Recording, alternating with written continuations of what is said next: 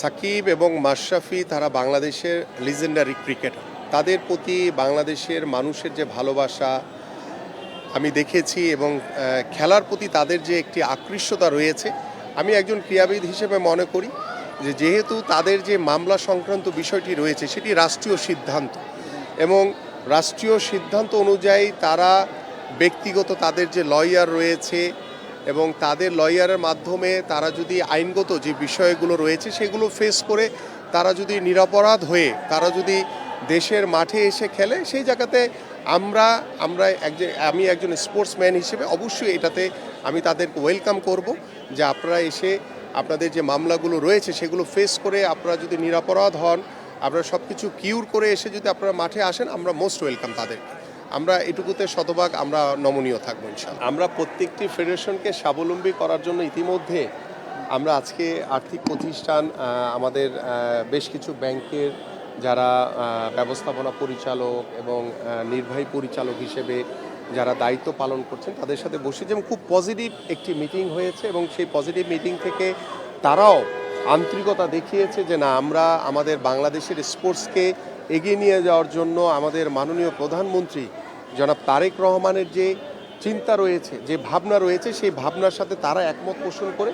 তারা বলেছে যে আমরা আপনাদের পাশে রয়েছি, পাশে থাকবো। এবং আমি তাদেরকে বলার চেষ্টা করেছি যে আমাদের যে বিভিন্ন ফেডারেশন রয়েছে সেই ফেডারেশনকে বিশেষ করে ক্রিকেট কিংবা ফুটবলের পাশাপাশি আমাদের অন্যান্য যে ফেডারেশনগুলো রয়েছে, যে হকি, আমাদের আর্চারি, হ্যান্ডবল, ভলিবল, বাস্কেটবল থেকে শুরু করে বিভিন্ন ফেডারেশন, তারা হয়তো বা আর্থিকভাবে সেইভাবে তাদের সেই সচ্ছলতা নেই। তাদেরকে স্বাবলম্বী করার জন্য আমি স্পেসিফিকভাবে আমাদের যারা ব্যাংক প্রতিষ্ঠানের সাথে আজকে বসেছি যে তাদেরকে স্পেসিফিকভাবে বিভিন্ন প্রতিষ্ঠানের দায়িত্ব দিয়ে আমরা সেই ফেডারেশনগুলোকে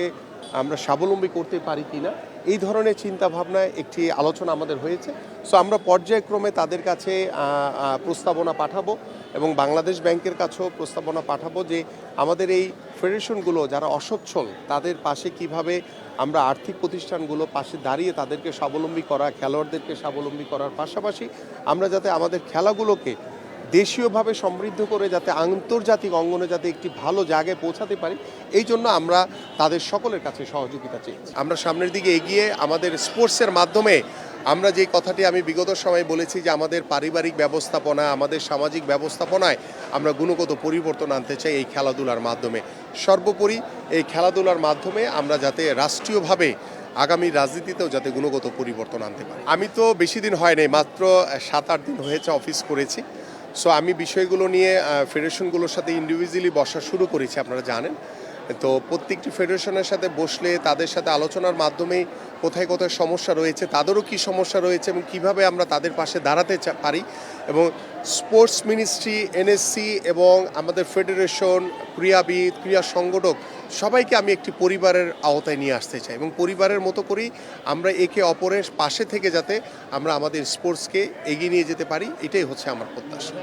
আমাদের যেহেতু বিভাগীয় ক্রিকেট স্টেডিয়াম রয়েছে চট্টগ্রামে, তো সেই ক্ষেত্রে ফুটবল স্টেডিয়ামের জন্য যেহেতু ফিফার অর্থায়নে তারা আমাদের স্টেডিয়ামগুলোকে সংস্কার করবে এবং সেই স্টেডিয়ামগুলো আরও নতুন আঙ্গিকে ঢেলে সাজানো হবে এবং সেই চিন্তাভাবনা করেই যে আমাদের যেখানে ইতিমধ্যে ক্রিকেট স্টেডিয়াম রয়েছে এবং আপনারা জানেন যে দীর্ঘদিন ধরে কমলাপুর আসলে ফুটবল হচ্ছে, কিন্তু আনুষ্ঠানিকভাবে সেই বরাদ্দটা তাদেরকে দেওয়া হয়নি। যেহেতু ফিফার অনুদানে আমাদের বাংলাদেশ ফুটবল ফেডারেশন আরও অনেক স্টেডিয়ামের তারা বরাদ্দ চেয়েছে, বাট আমরা প্রাথমিক পর্যায়ে কমলাপুর, চট্টগ্রাম এবং আমরা সিলেটের স্টেডিয়ামকে আমরা চুক্তির মাধ্যমে সেটি আমরা তাদেরকে বরাদ্দ দিব এবং এটি আমরা মন্ত্রণালয়ের আমাদের যে মিটিং, সেই মিটিংয়ে আমরা নীতিগতভাবে সিদ্ধান্ত নিয়েছি এবং সেই সিদ্ধান্ত অনুযায়ী আমরা যে 3টি স্টেডিয়ামের কথা বললাম সেটি দিব এবং পর্যায়ক্রমে আমরা যেখানে যেখানে ক্রিকেট স্টেডিয়াম রয়েছে পাশাপাশি ফুটবল স্টেডিয়াম থাকলে আমাদের ফুটবলকে ডেভেলপমেন্ট করার জন্য আমরা সেই স্টেডিয়ামগুলোকেও আমরা ব্যবহারের জন্য তাদেরকে সেই সুযোগ তৈরি করে দিব। কারণ আমরা চাই শুধু ফুটবল না, সেখানে অন্য কোনো স্পোর্টস যদি স্পেস চায় আমরা সেই স্পোর্টসগুলোকেও মোটিভেট করব যে ভালো কিছু করার জন্য। পাশাপাশি আমাদের একটি পরিকল্পনা রয়েছে যে আমরা গ্রামীণ জনপদে যেখানে খালি জায়গা রয়েছে সেখানে মাঠগুলোকে সংরক্ষণ করে যাতে আমরা খেলার উপযোগী মাঠ তৈরি করে দিতে পারি। কারণ এখানে অবকাঠামোর চেয়ে আমরা খেলাধুলার দিকে বা খালি মাঠকে বেশি প্রাধান্য দিচ্ছি, যাতে আমাদের ছেলেমেয়েরা, আমাদের তরুণ যুবকরা যাতে খেলাধুলার মাধ্যমে তারা যাতে শারীরিকভাবে সুস্থভাবে মানসিক এবং শারীরিক বিকাশ নিয়ে যাতে তারা বেড়ে উঠতে পারে।